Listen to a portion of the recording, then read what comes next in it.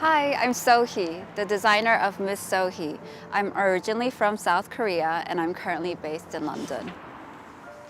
So I came to London 6 years ago. For me, London is home because I have my friends here and I have all my creative friends around me that inspire me all the time. And the cultural diversity here is really, really inspiring. In this room, you see a lot of mood boards, and this is my desk. And this is where all the sketching and creativity happens. And then in the room next door, this is where all the embroidery happens.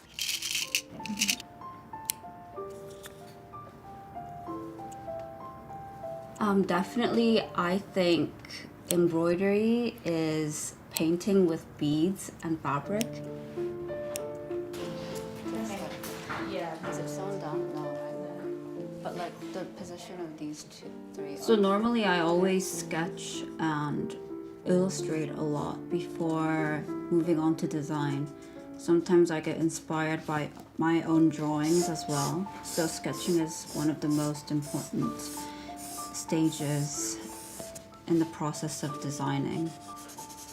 I think it's definitely when I see the dress on a model, when we do our first fitting. That's when you see the result of months of hard work and you finally see it on a person and you see it with movement, and that's when it's really magical. I grew up watching my grandmother sew all these beautiful traditional embroideries, and I didn't realize how beautiful they were until I grew up, and I really wanted to use the traditional methods and also the colors of the traditional embroidery into my design. When I first met Domenico and Stefano, I have to be honest, I was very nervous at first to explain them my work. But after I met them, I realized that they're very kind and very welcoming. And they were very, very supportive of my ideas. And they gave me complete freedom to be myself and express my vision. So I had a really great time meeting them. So for my collection, I really wanted to explore the elements that I really love. For this look especially, it's an explosion of flowers, and I really wanted to use the elements that are, what I really love. So my collection in one word, I would say, is that it's my dream.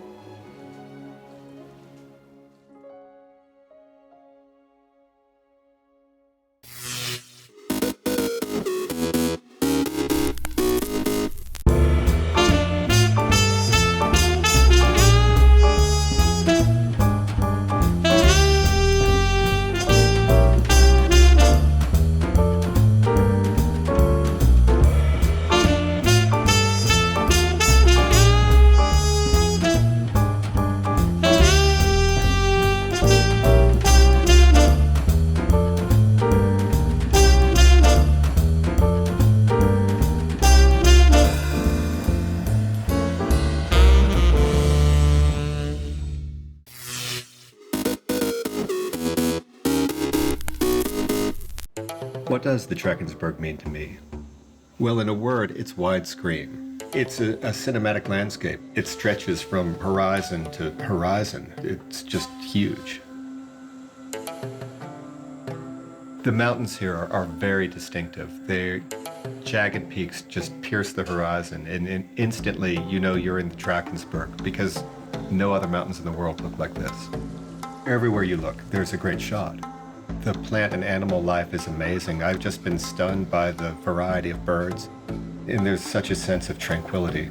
It's just beautiful. The landscape seems untouched, but you look and there's rock art everywhere.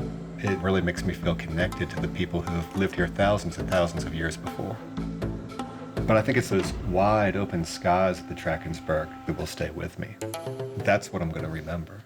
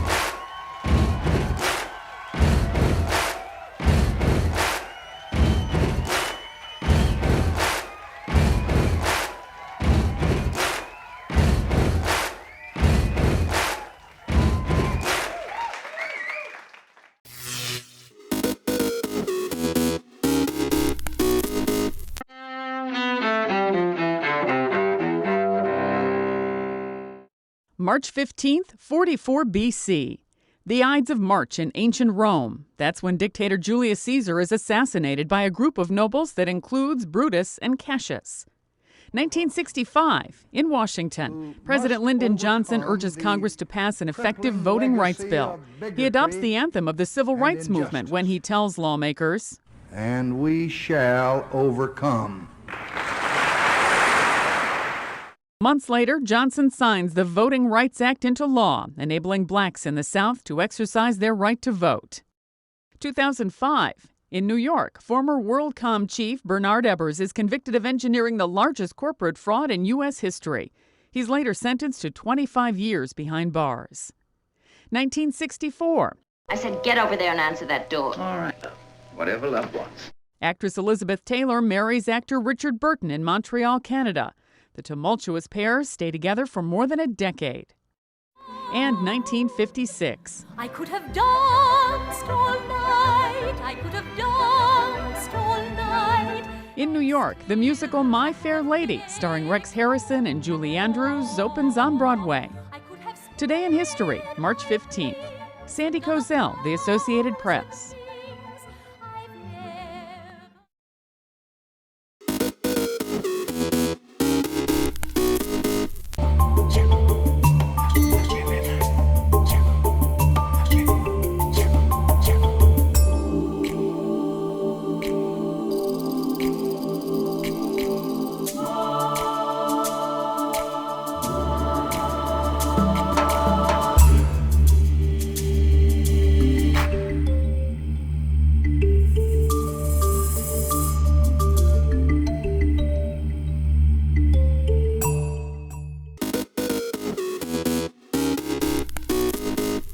Welcome back in our studio, and in today's news,